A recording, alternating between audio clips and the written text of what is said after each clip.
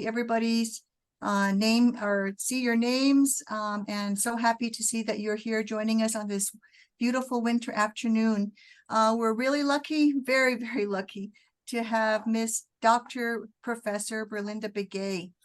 She will be presenting to us today for the next, 35 to 40 minutes, maybe, with some time for questions. We finish right at 2 o'clock, so keep that in mind as we go through the session. I'm so happy. I have had the fortune of meeting Dr. Begay here and there. I've read her work. I read her work before I knew her. And it seems like this last year, I've been seeing her all over. We see each other at conferences, and she is the warmest person, the most wonderful person that I really like working with. And I hope we continue to work together. Her work is real important. She's a member of the Navajo Nation, for some of you who may know that. She lives in a small rural community called Red Mesa, Arizona. She and her husband moved back to grandpa and grandma's homeland, as that's where her matrilineal clan roots stem from. She's been in Indian education for over 27 years. Wow, you look like you're just like 25, like maybe you were prenatal when you were in education. Her passion is working with the Navajo language and culture. Navajo is her first language, and a lot of her work is done in Indigenous language revitalization, reclamation, preservation, and advocacy for cultural identity in many facets for culturally responsive teaching. She attended a true bilingual bicultural school that incorporated this into their curriculum, and the students excelled academically. Her undergraduate and graduate degrees were specific to Navajo bilingual bicultural education and administration specific to working for Navajo people and children. She writes this in her bio statement, which is really beautiful. My humble upbringing is what has inspired me to do what I am doing today in Navajo language and culture. I do what I do because of my children, my Navajo children, and for the unborn. My upbringing has a lot to do with what inspires me to do this work. I believe that is my purpose in life, to do the work that I do, end quote. So with that, I'm going to hand you over to Dr. Begay, and here you go. Okay, I'm going to start off with the slide. So, Yate Shikina Shaya Betanin Shledo Tatna Sani Bashichin Kintlichini Dashiche Doshiha Dashanala Ado Tsetlichi Das Kana Walya Eya Adona Shado Ade Ayesich Shike Shamasando Shichi Dan Linda Ado Ndakhe Do Be ina Adayila Ako Ado Yesina Shah Decensa des Ahol Yede Shiaho A Do Ade Iltra Nast Aja Iltra Adonast Do Nakits Ada Le de Bensa Belade Ultra has Ale Ade Niltra Ako Hotoin Kitchen Dahadising. Good afternoon, relatives and colleagues. I just introduction. On this slide, you see a picture of my home place. This is my grandparents' matrilineal clan that I have. That's their homelands. And based on our cultural your matrilineal clan, especially the grandmother comes from, is where you're originally from. So this little mesa right here, Red Mesa, is actually the area where I'm originally from. And so I was raised in another community that's about 30 minutes away or 30 miles away, in a community called Rock Point. And I went to school there, and I always acknowledge that school because that school was a true bilingual bicultural school in its prime during the early 80s into the early 90s, especially in the area of Navajo language bilingualism and biliteracy. And that school really provided the foundation of all my work and the reason why I do my work today too. So I just wanted to acknowledge that. I married and I have 4 children, and I just became a grandma too. So I'm really happy about that. It's a new step in my journey in this life that I was blessed with. And so it gives me even more purpose and reason to do the work that I do. For my granddaughter, she's 6 months old, so she's brand new.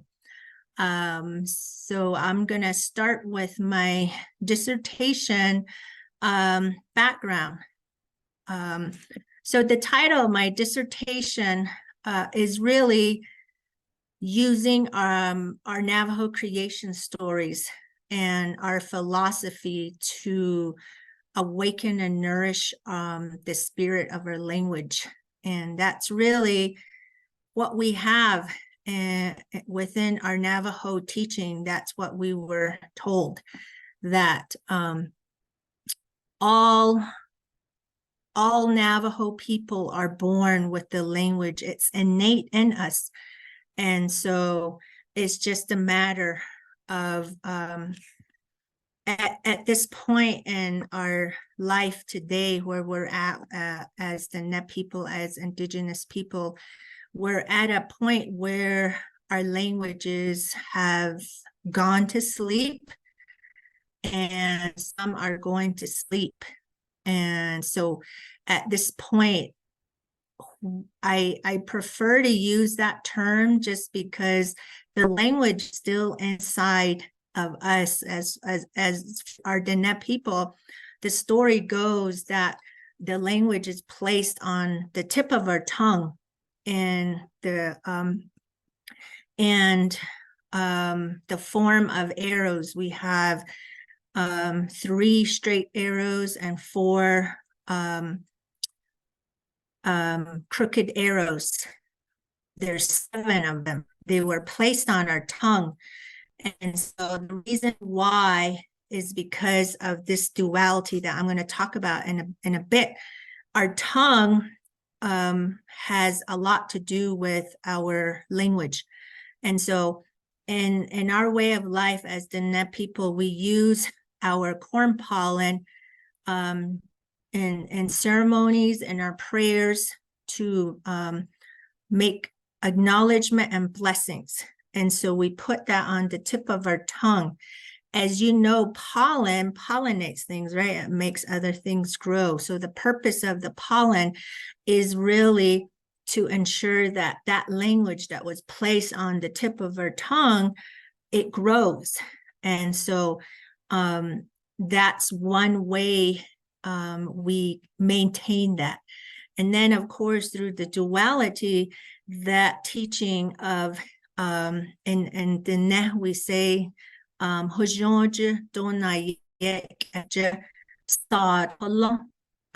have a language specific for encouraging peace, and then we have a language that's specific to addressing negativity. And so, but all in all, it balances on our tongue. That's why our elders always teach us, watch what you say, because words can really be powerful. And so in that sense, you know, it gives a analogy to a lot of our Indigenous nations that used their languages, including ours, to defeat our enemies during World War II, the code talkers. They used that one part of the language specific to deal with negativity. But in that sense, you always have to come back to the Hojonja part to ensure balance, because you can't always just be in this warrior-like setting dealing with negativity. If you just stay in that sense, or your language is just in that sense, then it's not good. You have to have that other part which balances out. And so that's where that representation of the 7 arrows that were placed on her tongue for that very purpose. So I grew up during a time where Navajo was spoken everywhere. And my family, it was just Navajo. My parents spoke to us in Navajo. In our extended family, it was Navajo too. Our just revisiting that part of my life journey, playing with my cousins was always in Navajo on my father's side, but on my mother's side, it was different. They were more into a Western denomination where the English language was spoken more and encouraged. But since I grew up in the community of my father's home, I was more adapt to that side of my family where my family spoke Navajo, especially my extended family. So Navajo is my first language. And so today that's still the language that I speak today. And I'm always grateful to my parents for doing that. And I acknowledge them too in my dissertation that I'm thankful that they spoke to us in that language. And then in the school as well, those of you that are on here now, some of you are from the community that I'm from, the language was spoken in the school. The students, we spoke to each other in Navajo. We spoke to our teachers in Navajo that were Navajo. So that was how Navajo was utilized. And then the community as well. You went to the local store, the local laundromat, you know, the community where you're at, even events, the language was very much thriving at that point. And so we always heard that. And even the radio station that our families, our parents listened to from Farmington, it was always in Navajo. And so English was really foreign to us at that point. And I did write about that too in my dissertation journey in terms of the my challenges with learning English in a Western school setting. But in that sense too, I also come from a family of holistic healers, practitioners or medicine men or women, as you may know them as. I had grandfathers, and I have a grandfather now. My father, my brother, my nephews, my grandmother, they were all and are holistic healers, practitioners. And so growing up in that way of lifestyle, I was exposed at an early age to the protocols and the etiquettes of being in a ceremonial setting, and then listening to the songs, the prayers. You know, at that time, you're there just to be present, but somehow it made its way through you to you somehow, and it stays, especially the stories that are told. When you say stories, it doesn't do justice in the English language. Ako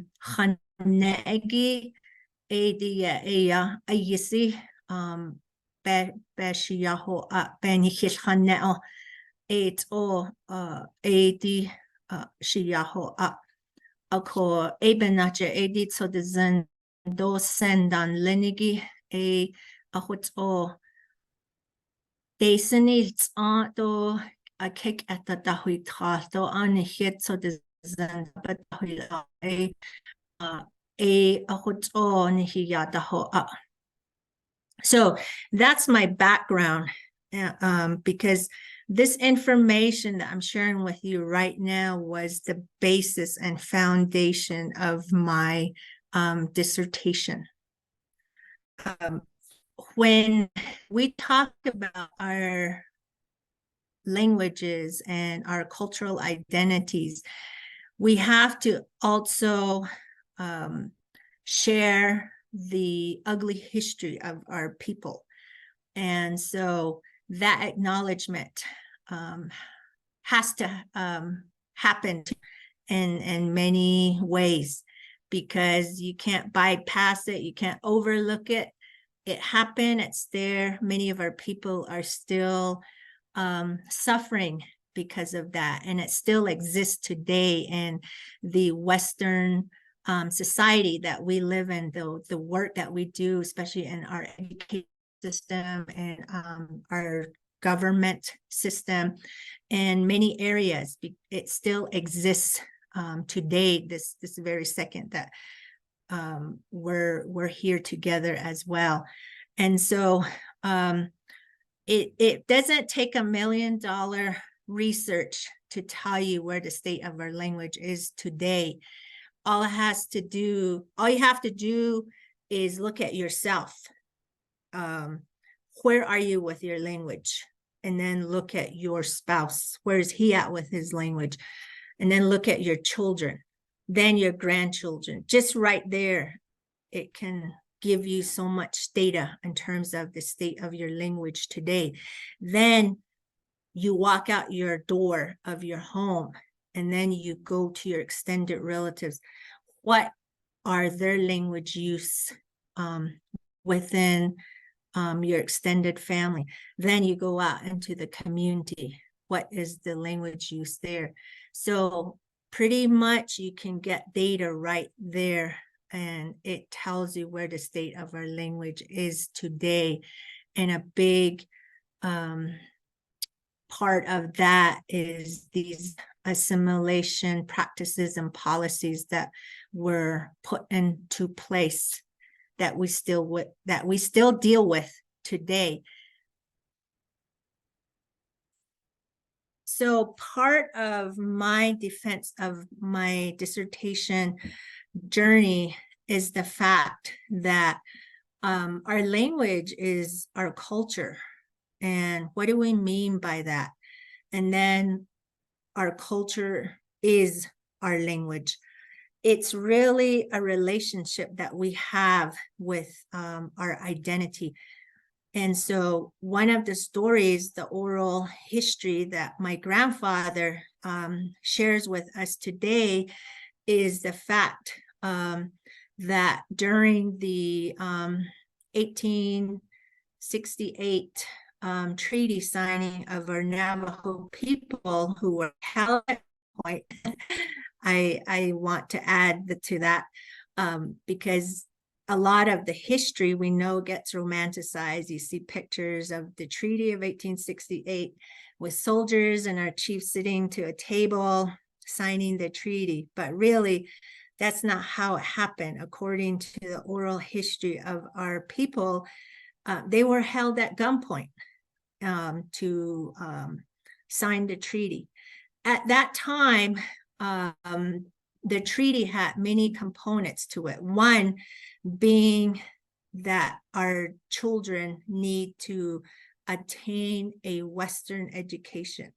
So mind you that our people at that time had no idea what education meant. And so at that time, before the treaty was signed, it was expressed by our main chief Manuelito, that he addressed his people and let them know that we're gonna go forward in order to go home to our homelands, to in the sacred mountains. We have to agree to some terms.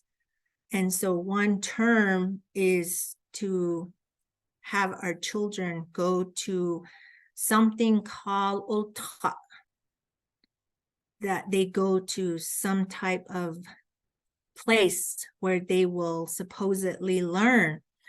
And so we don't know what this school is, but we're going to have our children go there. We don't know if it has a heart. We don't know if it feels. We don't know if it has feelings, if it can hear. We don't know. However, even though this foreign places where our children are going to go, I want my children to know that the color of our skin is not what makes us so unique. It's our language that makes us unique. So always remember who you are. Don't forget your language is what was shared at that time, at that treaty signing. And that's the story that our grandpa shares with us when he encourages us to continue on with this education, this Western education that we have today. And he's one that has really pushed us to do and go as far as we can. He always tells us, my grandchildren, just go as far as you can and challenge this Western education, because we want you to learn as much as you can from these foreigners, these enemies at the time, the Laganas, the white people. They're teaching, learn as much as they can, because we want you to undo what they did to us when you learn what they have. And so to me, that's always been powerful, to always acknowledge him in that sense. And I feel that's what I try to do my best in terms of fulfilling that. And in that sense, I approached my research from my background that I shared. I grew up without electricity and running water for many, many years until I was in high school. And I always say that people that say our Indigenous students cannot achieve academically because they don't have running water, electricity, are liars. I say, I don't agree with that, because it really has a lot to do with your resilience. And many of our Indigenous people, even up to today, they have no running water and they don't have electricity, but yet they have gone far in their Western education. And for somebody outside people to say that and put that type of label on us, I always say I disagree. But in terms of my research approach, I want to share that part of my journey. I was a mentor to work with, or I chose a mentor to work with. And I always knew I was going to go through a doctoral program, because at the time my parents did not finish high school. They only have an equivalency of elementary education, but they always emphasized that they didn't want their children to have those struggles that they had. So they always provided that support and encouragement to go as far as we could with Western education. And that was how we were raised as well. And so in that mindset of completing a doctoral program was already ingrained in me at that time. And so I also challenged my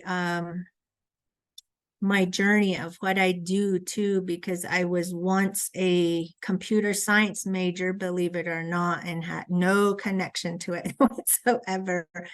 But somehow I got a job to develop Navajo curriculum.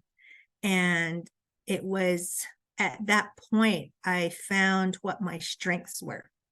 And it came naturally to me. And then teaching the language was the next step, came naturally to me. And so it made sense. I loved it up to this day. I still love it. And based on that, and then my upbringing too, I always pictured how my dissertation would look. In that sense, I shared that with my mentor. And she's a mentor that's from a traditional 5-chapter dissertation person.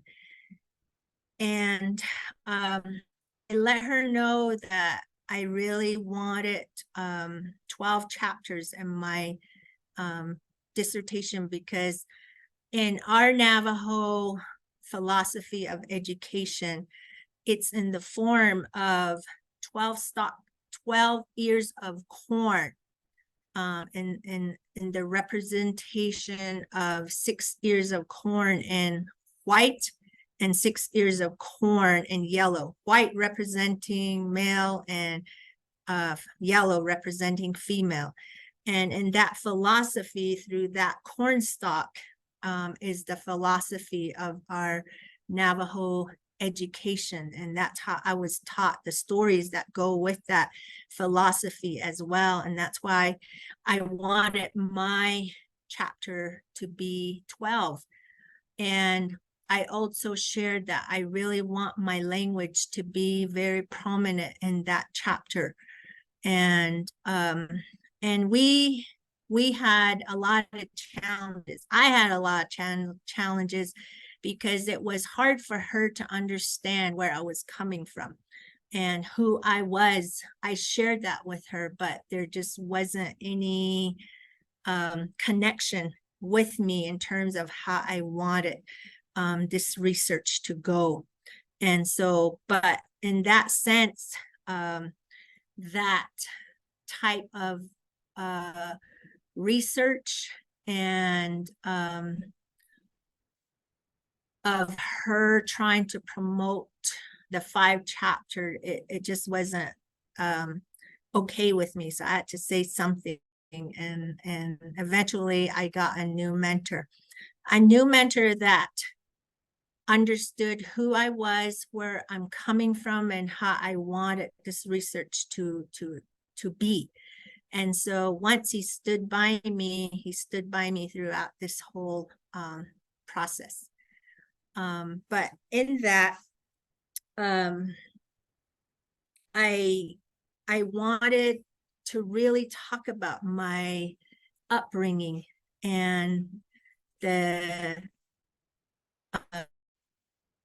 teachings that I received from my parents, from my grandparents and my relatives, and then the teachings that I receive through the ceremonial setting, through the holistic healing knowledge of a mindset from a Navajo way of thought and thinking, which is how I continue to approach my job today and my work, my research. That's how I approach in that way of thought and thinking, because that's just me. That's just how it was ingrained in me. That's how I was molded with all of that. So it just makes sense for me to look at things and analyze things from that type of approach and concept. So in that, I chose to do an autoethnography to talk about that very information of my upbringing and all the uniqueness and beauty of what was ingrained in me, what I was raised with. And so in that, I found that the Western academia does not acknowledge that. One being that I wanted to ensure that these teachings, all of them, which are oral based, were validated. And so in terms of that research, it does show that from a European concept, only the written word has fact. And so because of that, our oral history, our oral traditions were not validated from a Western academia. But to validate, I had to use an Indigenous research methodology, and to use Brian Brayboy's tribal critical race theory to help me in terms of challenging that in a Western academia, to say and to tell and to share and shout out that, hey, our Navajo songs and prayers and our Navajo stories is just as valid as any of your research methodologies, your research methods, and your data as well. And so that theory and that methodology is what I use to justify that. In that, in my way of upbringing, in order to receive something, just like in our Indigenous teaching, you don't just take, even if we're gonna take like herbs from our Mother Earth for medicinal healing, we have to provide an offering to our Mother, the Earth. And then just the same thing, the etiquette and the protocols of doing a research from an Indigenous Navajo way of thought is to ask for permission. And that permission is to first acknowledge our Digindana, our holy people, as it's translated. And it doesn't do justice as well with that translation, because a lot of our translations have too much Western denominational connotations. So, but in that, I had to ask permission of our Digindana, our holy people, if I could use their teachings, their knowledge.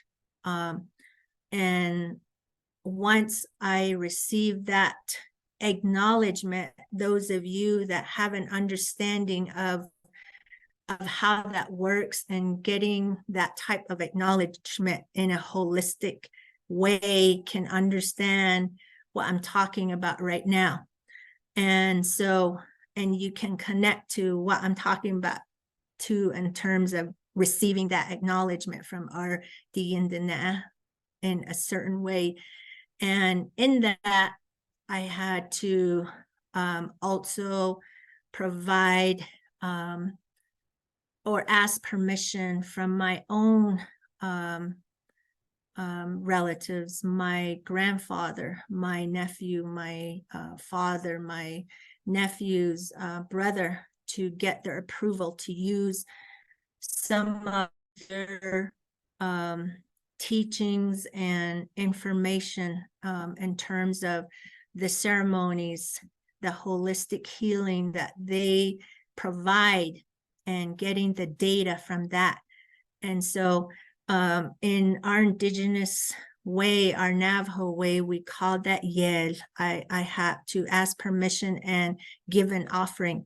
And just to explain that too, in my dissertation was challenging, because a lot of our own people that don't understand it or were not taught that, and then our non-native people, they don't have an understanding of what that offering means, the understanding behind what yel is. They just see it as money or a gift or whatever, but there's really more to that, that I also tried to explain in the English language as best as I could without it sounding too crazy.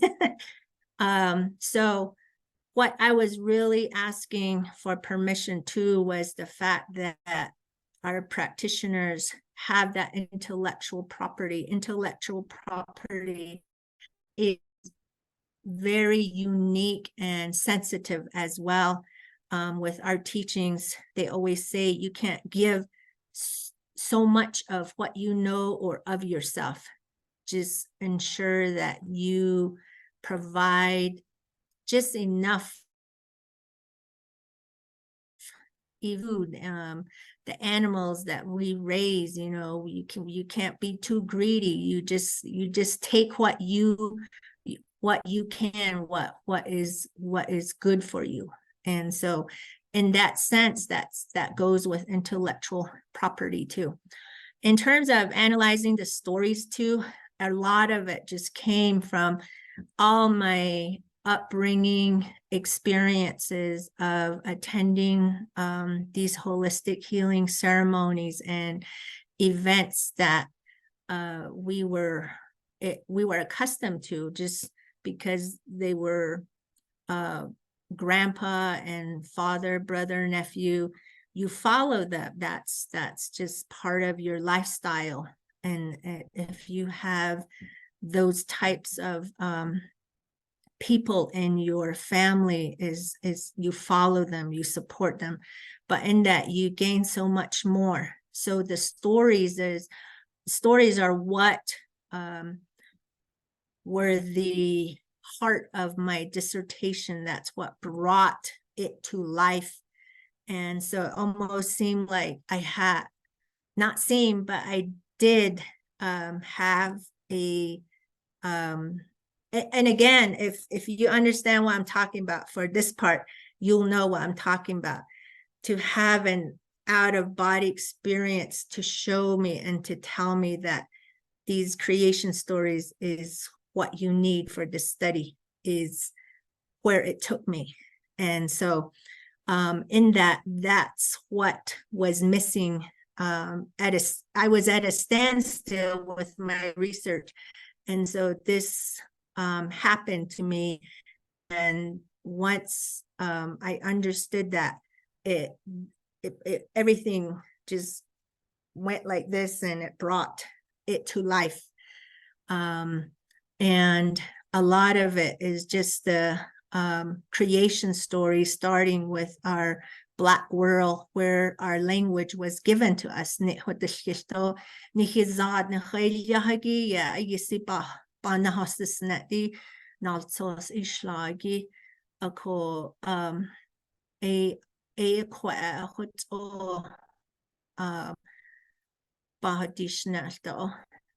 so the traditional knowledge is also what I incorporated into my study in the form of what I call indigigogy, but I acknowledge the person that termed this concept as well, because that was the first time I really seen and understood that term. But that traditional knowledge to me was in the form of it being conveyed to me through experience and practice, using the language. And through that language is how the spirit, our language has a spirit. It's very much alive. Like I said, it's placed on our tongue.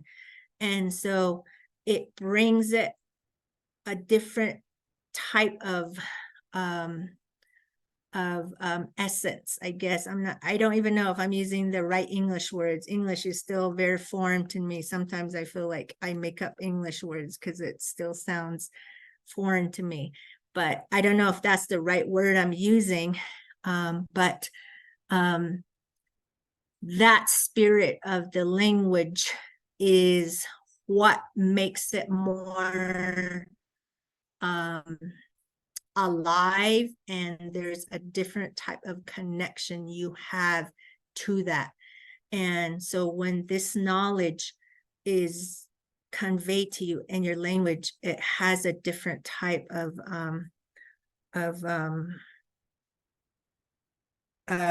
your understanding of what's being conveyed to you or shared with you or passed down to you. Another part of what I use is also two types of paradigm that we continue to use today. In Diné, we call that means duality. I talk about duality because everything in this world, this universe, has to have a male and female for something to be born, to happen, I guess. So in our indigenous teachings, we have that that duality. It's in our songs and our prayers. You always have that hojonja and nayeja. You have your peace and then your warrior light type of mindset and approaches to things. And so that's one of the paradigms that I use, that type of framework. You see it in yourself as well, even as us, as Nihokati and as the people. We have our female side and our male side, which has nothing to do with gender based. It's all about this duality that we have within ourselves. We always have to have that balance within ourselves too, that has that representation in us, because somewhere in our lives we're always going to have to take out our warrior weapons and hats and deal with negativity in our lives. And so, but as I shared, you can't always just be in that mindset. You have to balance that out with the female side of your of yourself, which is the peace part of it, to balance yourself back out. And then we also have that a lot of people don't have a clear understanding of the true meaning to that. And this paradigm actually was from a holistic healing ceremony that happened. And that paradigm it came from there. That's what was acknowledged, that this is what's called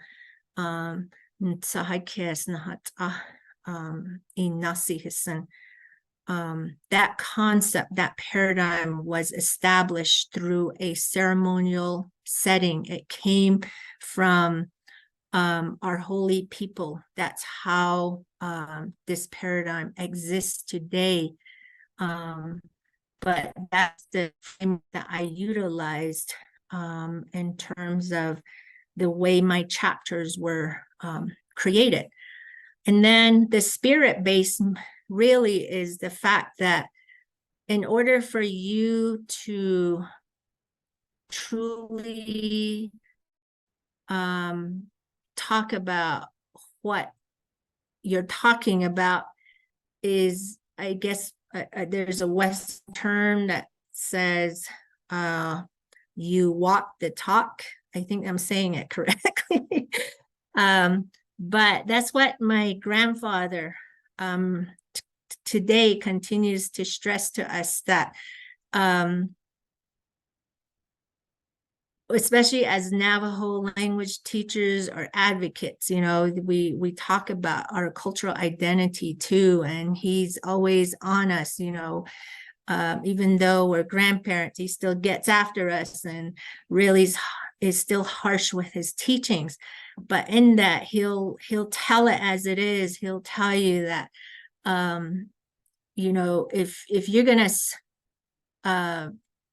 teach about Navajo language and culture, do you have what it takes? Do you understand the teachings, the laws of the language that we have? Because our language have laws and ethics and principles to them. Do you understand that?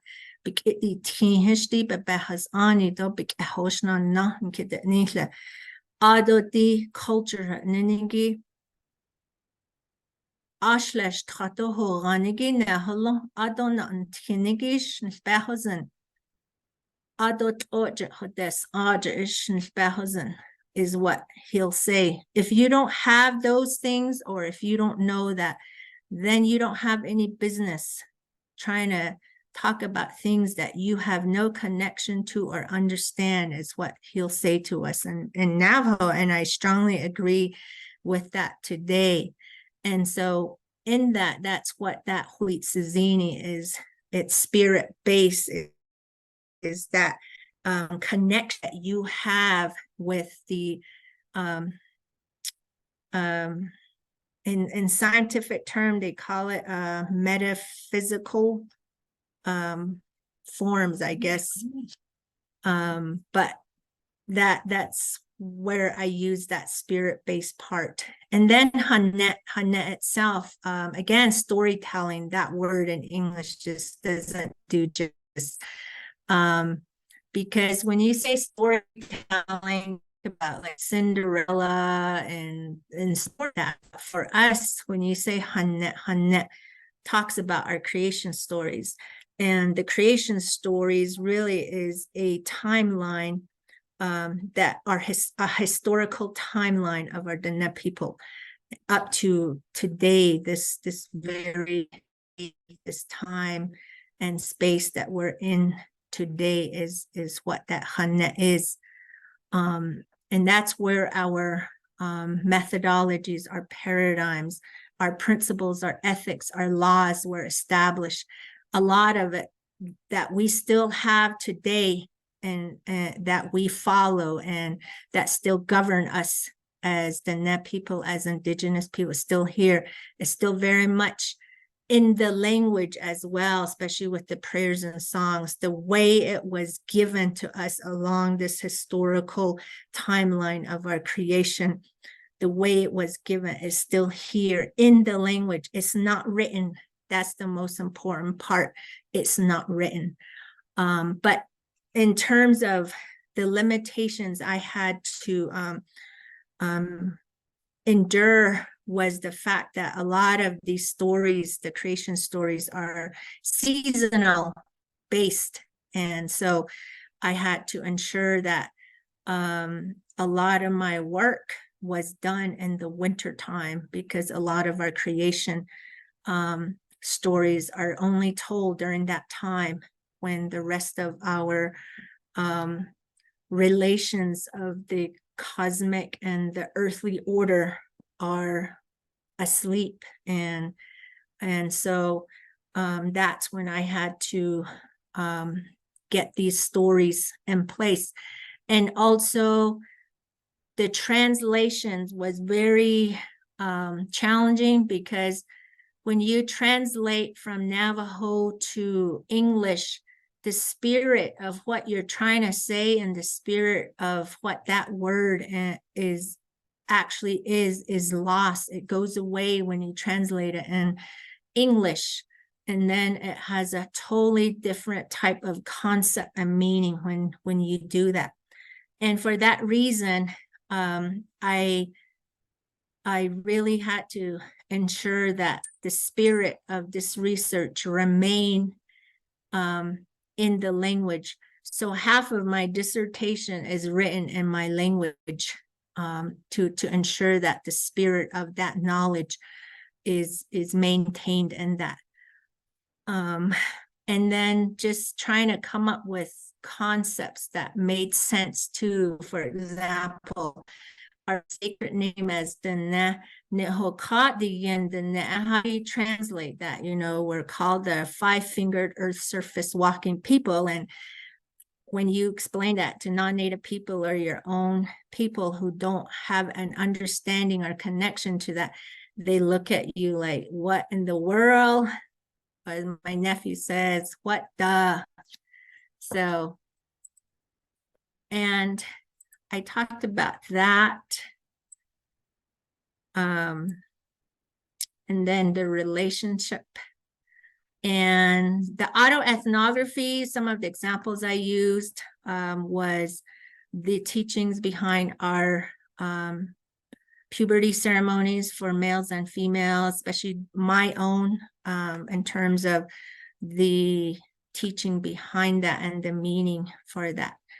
And then talking about our ultimate Navajo mother, white shell woman, changing woman, and the reason and purpose for her birth, which happens in the Gregorian calendar's month of February. For us, it's called a tabiyaj. And so I talk about those stories about that and why they're so important. And then why her birth was so ultimately important as to the people today, and the purpose of that. So I know this was fast, but I just wanted to share a quick glimpse of my journey and my purpose and reasoning for how and why I wrote my dissertation that way, and the reason why I do my work today.